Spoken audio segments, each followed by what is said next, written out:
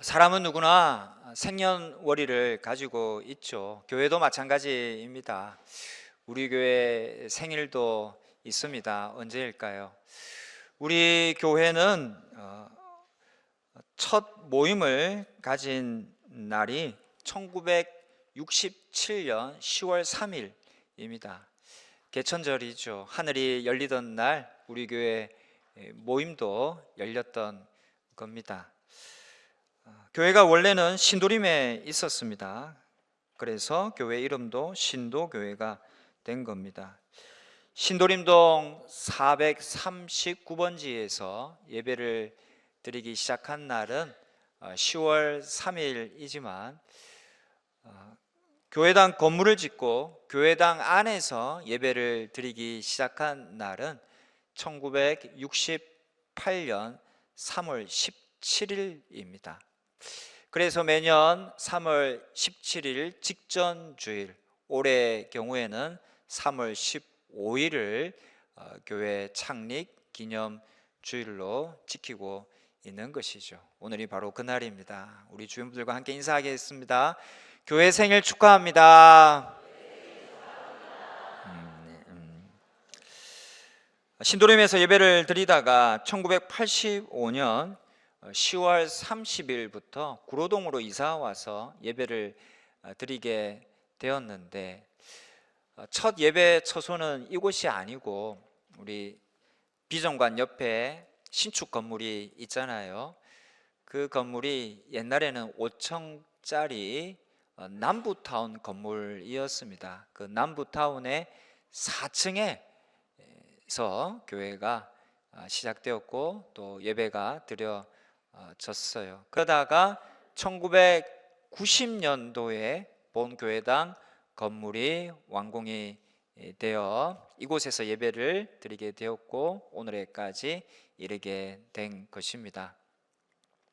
교회는 참 묘한 곳이죠. 교회의 특징 중에 하나는 공동체라는 겁니다.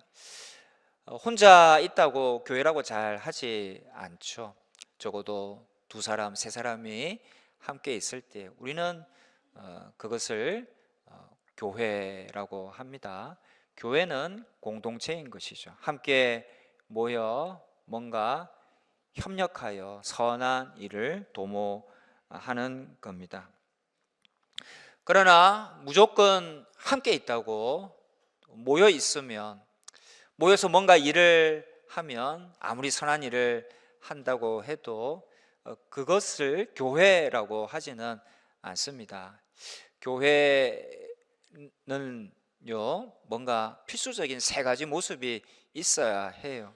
그게 믿음, 소망, 사랑이라는 겁니다. 이 3가지가 잘 갖추어져 있고 또 풍성할 때 좋은 교회라고 할 수 있을 것입니다. 첫 번째는 믿음입니다. 우리는 구원받기 위해 누구를 믿고 또 무엇을 의지하는 것입니까? 우리는 무엇을 믿고 교회 다니며 신앙생활 하는 것인지요? 그것은 바로 예수님을 믿고 그분의 피를 의지하는 겁니다. 본문 19절에 형제들아 우리가 예수의 피를 힘입어 성소에 들어갈 담력을 얻었다라고 했습니다. 성소에 들어간다라는 것은 하나님과 친밀히 사귀고 교제한다라는 뜻이기도 하고요. 또 하늘 성소인 천국에 들어간다라는 것을 의미키도 합니다. 우리가 어떻게 존귀하신 하나님과 교제하며 영생을 누릴 수 있을까요? 그것은 바로 예수님이고 그분 피 덕분이라는 겁니다. 예수님 십자가에 달리신 때로 돌아가 보십시다. 예수님이 운명하실 때 기적 같은 일들이 몇 가지 발생했는데요. 그 중에 하나는 마태복음 27장 51절에 나오는 성소 휘장이 위로부터 아래까지 찢어져 둘이 된 사건입니다. 인간이 찢었다면 아래부터 찢어졌겠죠. 그런데 위로부터 찢어졌다라는 것은 뭔가 초월적인 힘이 개입된 것임을 보여준 것입니다. 하나님이 하셨던 것이죠. 성소의 휘장이라 함은 원래 성막의 성소와 지성소를 구분하는 커튼을 의미합니다. 구약 시대에 성막이라는 것이 있었어요. 보시는 것은 챗 GPT가 만들어낸 이미지인데요. 저기를 보면 저 성막은 바깥 성막들과 또 막으로 덮여진 실내 공간 이제 두 곳으로 나뉘어지는데 실내 공간도 이제 두 곳으로 나뉘어집니다. 거룩한 장소라는 성소와 또 지극히 거룩한 장소라는 지성소, 이렇게 두 곳으로 나뉘어지는데 그 지성소와 성소를 구분하는 그 커튼이 바로 이 본문에 나오는 휘장이고요. 이 휘장은 저렇게 생겼습니다. 이 휘장은 지성소의 모습을 철저히 가리는 것이었으며 그 안으로 아무나 들어가지 못하도록 막는 장치였습니다. 오직 대제사장만 1년에 한 번씩, 그것도 꼭 인간 대신 죄를 뒤집어 쓰고 죽임을 당한 짐승의 피를 가지고서야 비로소 들어갈 수 있는 곳이었습니다. 그런 철의 장막과도 같은 휘장이 마침내 위에서부터 아래로 쪼개져 버렸는데 예수 그리스도가 십자가에 못 박혀 숨진 직후에, 운명하신 직후에 바로 이 기적이 일어났던 것이죠. 여러분, 이 사건은 우리에게 두 가지를 가르쳐 줍니다. 첫 번째로 저자가 20절에서 휘장은 곧 그의 육체니라 라고 말하고 있는 것처럼 휘장이 곧 예수 그리스도의 육체를 상징하는 그림자였다는 겁니다. 즉 예수님의 육신이 십자가에서 찢겨져 죽으셨을 때에 그분의 그림자 되는 저 휘장도 쪼개져 둘로 나뉘어지게 되었다라는 것이죠.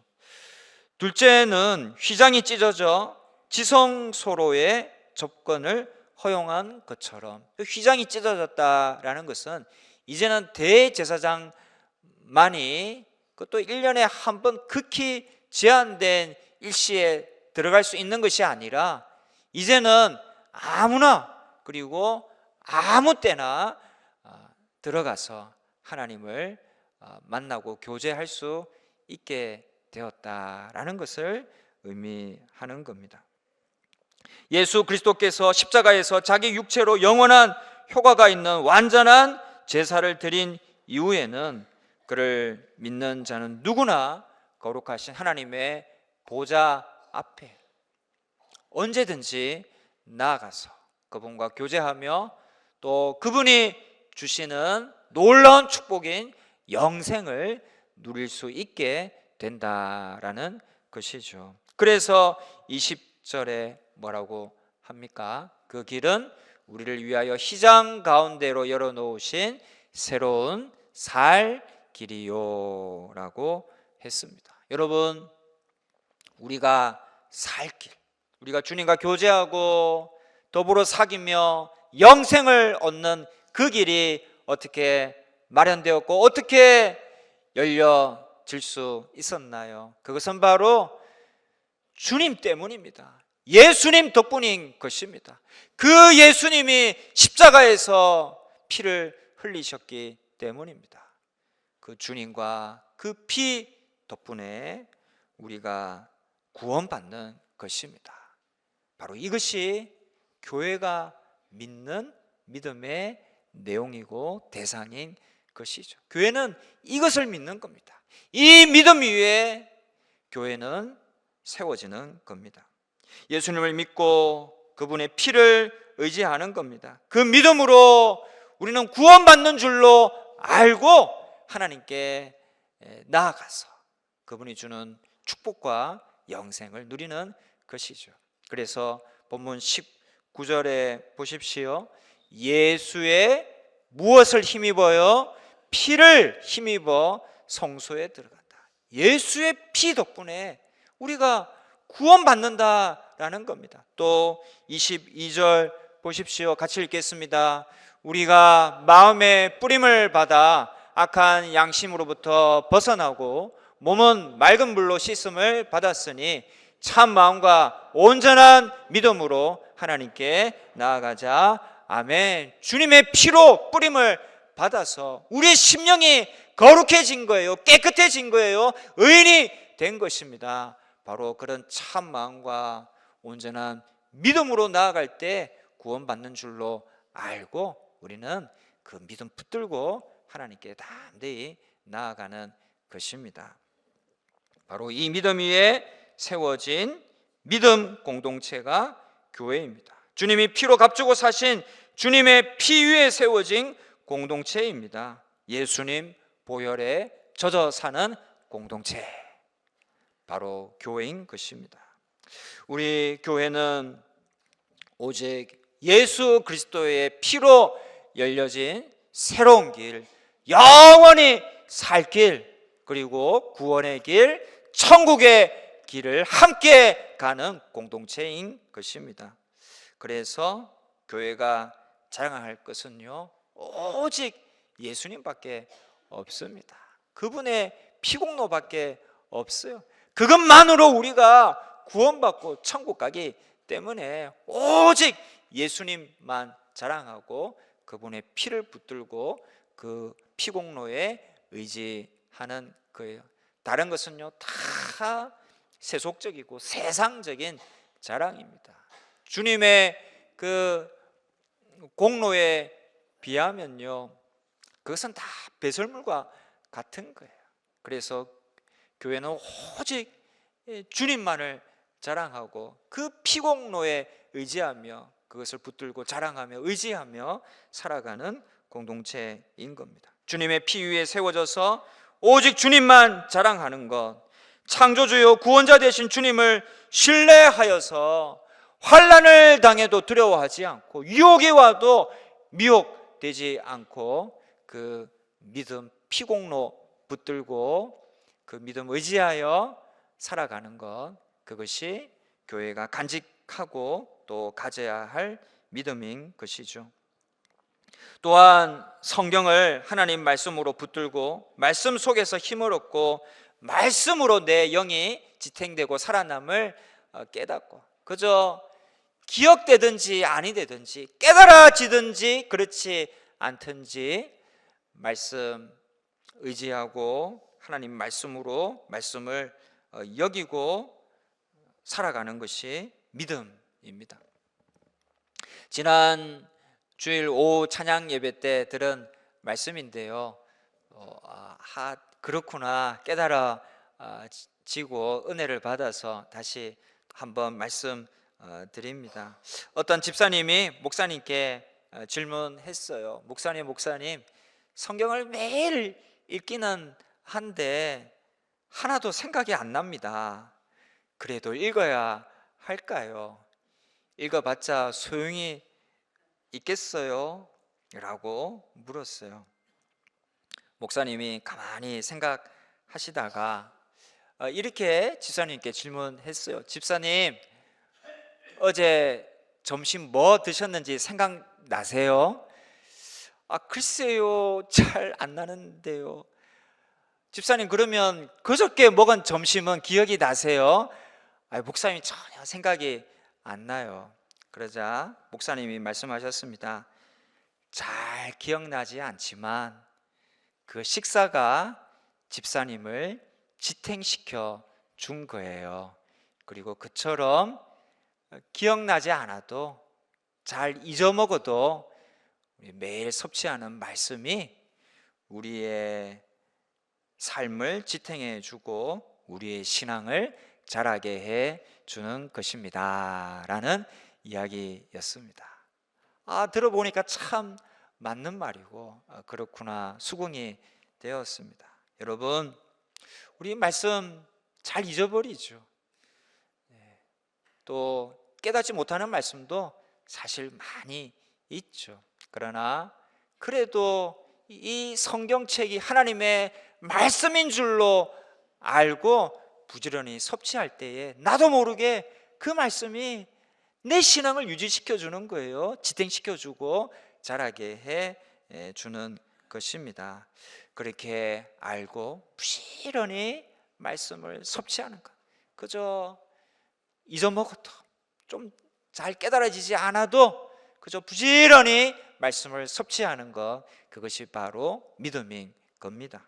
또한 기도 응답이 되든 그렇지 않든 좋은 것 주시는 하나님 의지해서 삶이 어렵든 좋든 주님이라고 부르며 꾸준히 기도의 자리를 지키는 것, 주님이 부활하셨다라고 믿고 나도 그 부활의 첫 열매 되신 주님을 따라 부활 영생한다고 확신하는 것, 예수 그리스도만이 이 세상의 유일한 소망이라고 확신하는 것, 여러분 이런 것이 다 믿음이고요.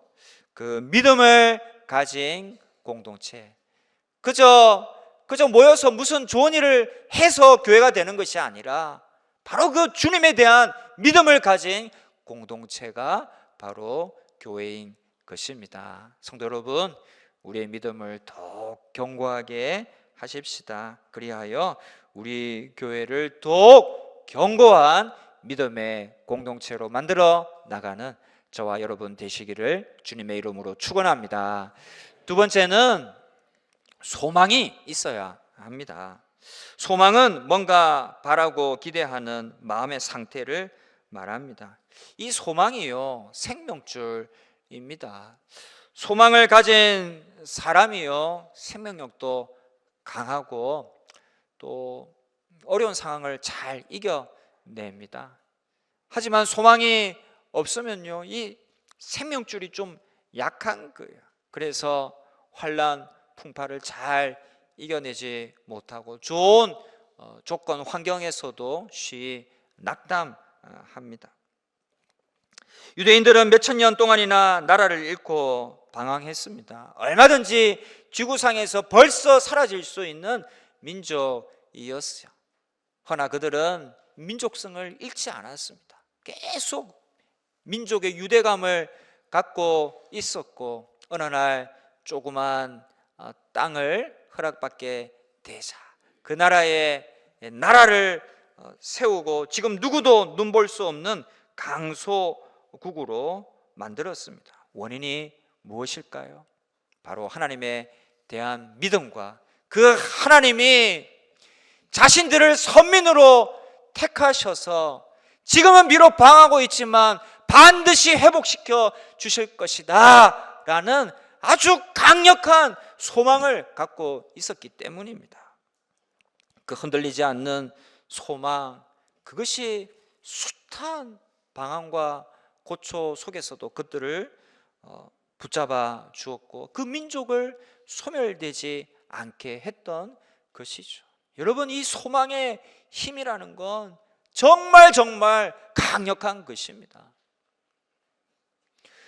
우리 민족도 만만치가 않죠. 강대국으로부터 수많은 외침을 받았고 내후외환이 끊이지 않았지만 반만년의 유구한 역사를 이어오고 있습니다.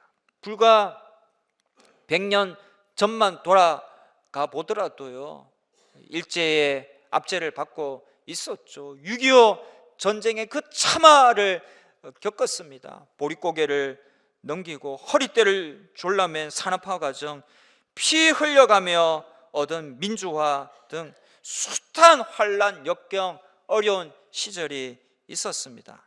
그 험악한 그 환난의 세월 동안 우리를 지켜준 것이 무엇일까요?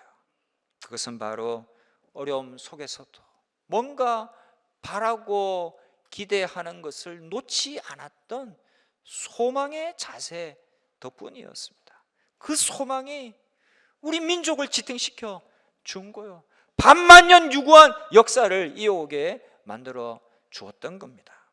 그래서 여러분, 우리는요 이 소망을 꼭 지녀야 합니다. 그래야 힘차게 살 수 있습니다. 본문도 보십시오. 23절입니다. 같이 읽겠습니다. 또 약속하신 이는 미쁘시니 우리가 믿는 도리에 소망을 움직이지 말며 굳게 잡고, 아멘. 소망을 굳게 잡으라 했습니다. 소망을 굳게 붙드는 것이 우리를 활력 있게 만들어주고 질병도 이기게 하고요, 상처도 빨리 극복하게 해 줍니다. 의학에서는 플라시보 효과라는 게 있지 않습니까? 위약, 가짜 약인데도 진짜 약이라고 알고 먹으면 그것이 치료에 아주 큰 도움이 된다라는 것이 플라시보 효과라는 겁니다. 말하자면 소망요법이죠. 소망이 인간에게 아주 지대한 영향을 끼치는 거예요. 그러면 여러분, 우리가 가진 소망은 무엇입니까? 우리는 천국 소망이죠. 구원 소망이죠. 복음을 믿고 의지하고 소망 가운데 살아갑니다. 그것은 허구 아니에요.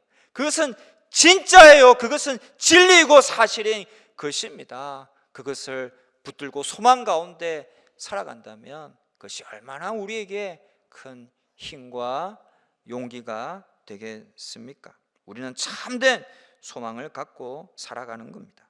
소망 공동체가 바로 교회입니다. 여러분, 소망을 가지십시오.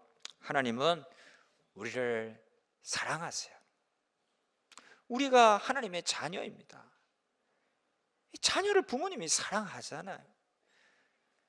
하나님은 우리를 사랑하셔서 아들까지 십자가에 내어 주셨습니다. 더한 사랑이 어디 있습니까? 더 이상 무엇으로 하나님께서 우리를 향한 사랑을 보여주겠습니까? 가장 최고의 사랑을 우리에게 보여주시고 확정해 주신 거예요. 우리를 향한 하나님의 사랑 의심하지 마시기 바랍니다. 하나님은 분명히 우리를 사랑하십니다. 사랑하시는 자녀에게 좋은 것 안 주시겠습니까? 좋은 것 주십니다. 내 욕심에, 내 성에는 차지 않을지 모르지만요, 분명 우리 인생에 좋은 것으로 허락해 주십니다. 여하튼 좋은 것 주신다라고 믿고 이 세상에서 잠깐 고난당한다고, 살기 좀 어렵다고 소망을 절대 놓으면 안 되는 겁니다. 꼭 붙들고 사셔야 합니다. 소망은 인간에게 방전되지 않는 배터리와 같습니다. 요즘 좋은 배터리 만든다고 각국에서 경쟁이 치열한데요, 아무리 좋은 배터리라도 다 방전되는 날이 오죠. 그러나 하나님에 대한 소망은요, 방전되는 법이 없습니다. 소망 가지면 계속해서 그 소망이 우리에게 에너지를 주는 거예요. 힘을 주는 것입니다. 그래서 빅토르 위고는 가장 위대한 에너지는 소망이다라고 말했습니다. 소망은 우리의 삶에 시동을 걸고 이상을 실현시키는 강력한 에너지원입니다. 성도들이 다 그 소망 가지고 힘을 내서 살아가는 거예요. 우리 교회 성도들도 그런 소망을 가졌습니다. 우리 교회가 원래 신도림에 있었지 않습니까?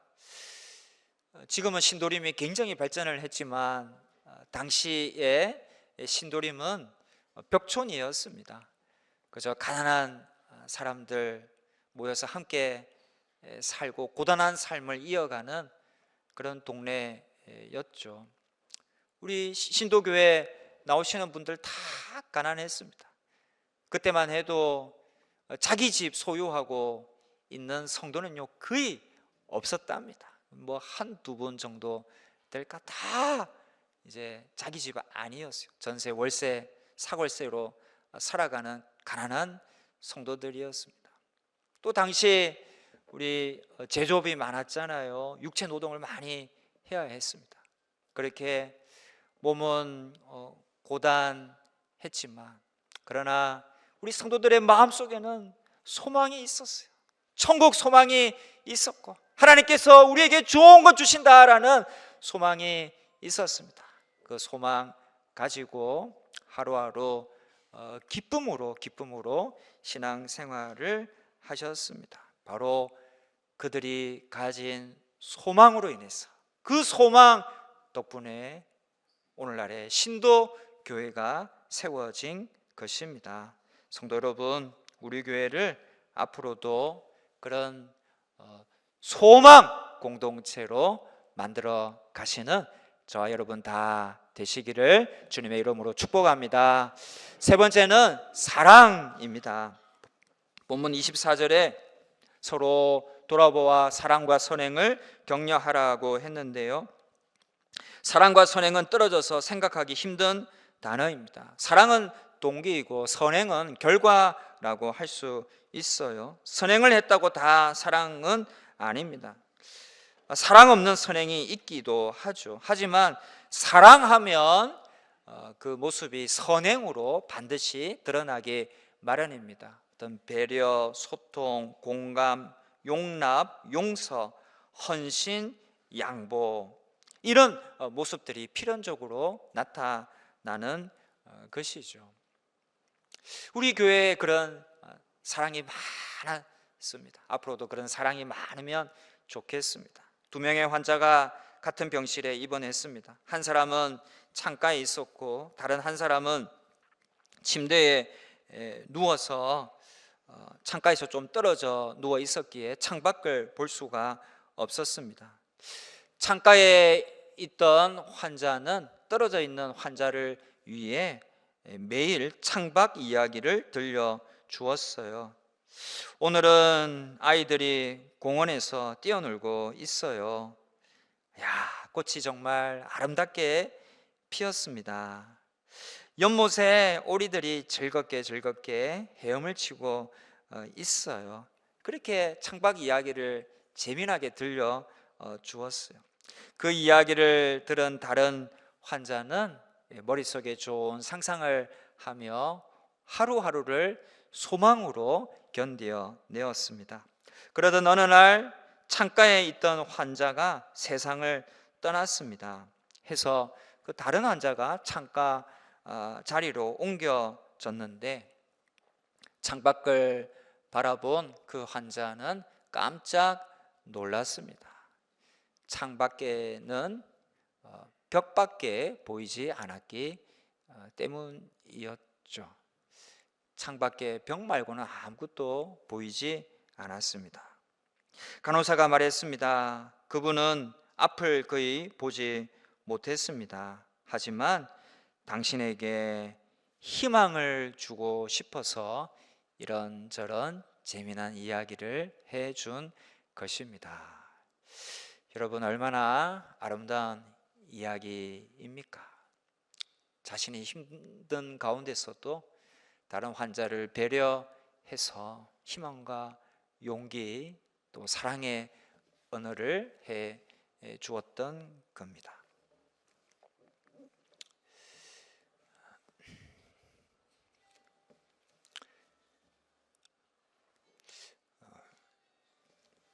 지금 이 자리에 계셔야 되는데 이제 모시지 못해서 안타까운 원로 목사님, 한 번씩 아주 감동적인 이야기를 하셨는데요, 아주 예전에 들은 이야기입니다.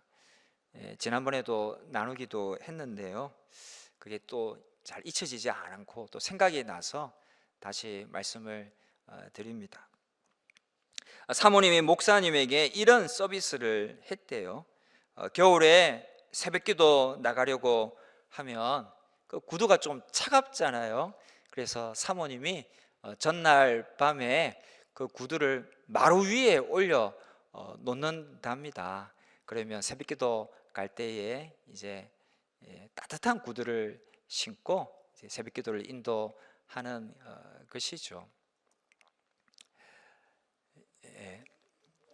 저도 이런 서비스 한번 받아봤으면 뭐 다른 서비스 잘 해줘요. 예. 근데 그렇게 이제 새벽기도 가면 이 목사님이 또 가만히 있지 않습니다. 얼마나 감사해요. 그래서 그때 이제 목사님 사택이 비정관 5층이었어요. 엘리베이터를 타고 1층에 내려오시면 좀 뒤에 나오시는 사모님을 위해서 엘리베이터 5층 버튼을 눌러 놓는다라고 해요. 그러면 엘리베이터가 5층에 올라가서 사모님이 새벽기도 나오실 때 이제 기다리지 않고 추위에 떨지 않고 바로 나을 수 있도록 배려했다라는 것입니다. 참 아름다운 이야기이고 또 근사한 모습입니다. 좀 부부간에 그렇게 잘 해주십시오. 우는 자들의 아픔에 공감하며 함께 울고 웃는 자들의 기쁨에 함께 즐거워하고 축하해 주는 것, 상대방을 받아주고 용납하고 양보하는 것, 교회를 주님의 몸으로 알고 깨끗이 청소하고 관리하는 것, 더러운 말 험담을 삼가고 배려와 칭찬과 용서의 언어를 사용하는 것, 환난당한 성도들을 생각하며 시간을 내어 중보하고 신방하는 것, 교회 어르신들을 내 부모다 여기고 사랑하며 공경하며 잘 모시는 것, 교회 어린이들 학생들을 내 자식이다 생각하고 사랑으로 교육하고 양육하며 또 덕담 나누며 또 진심으로 기도해 주는 것. 여러분, 그것이 다 사랑입니다.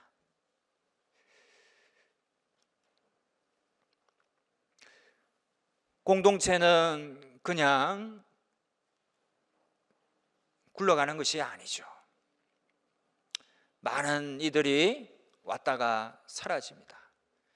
불편함 없게 하려면 누군가 섬기고 희생하고 봉사하는 것이죠. 집의 가정도 그렇지 않습니까? 대개 어머니가 그러하시죠. 어머니가 섬기고 가족들을 위해 희생하고 봉사합니다. 그렇게 살림을 하는 것이죠. 그 살림으로 가정을 살리는 겁니다. 교회 공동체도 마찬가지입니다. 많은 이들이 그저 불편하지 않게 왔다 가지만 그럴 수 있도록 누군가는 가전, 고생, 수고, 섬김, 희생, 봉사, 헌신을 다 하는 것이죠. 살림을 하는 겁니다. 그래서 교회를 그 살림으로 살려내는 것이죠. 여러분, 그것이 다 사랑입니다.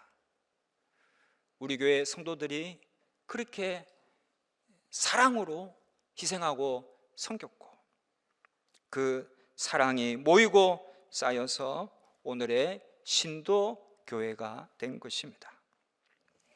여러분, 믿음, 소망, 사랑을 풍성케 하기 위해서는 공동체로 모이는 것이 꼭 필요합니다. 그래서 25절에 모이기를 피하는 어떤 사람들의 습관과 같이 하지 말고 오직 권하여 그날이 가까움을 볼수록 더욱 그리하자라고 했습니다.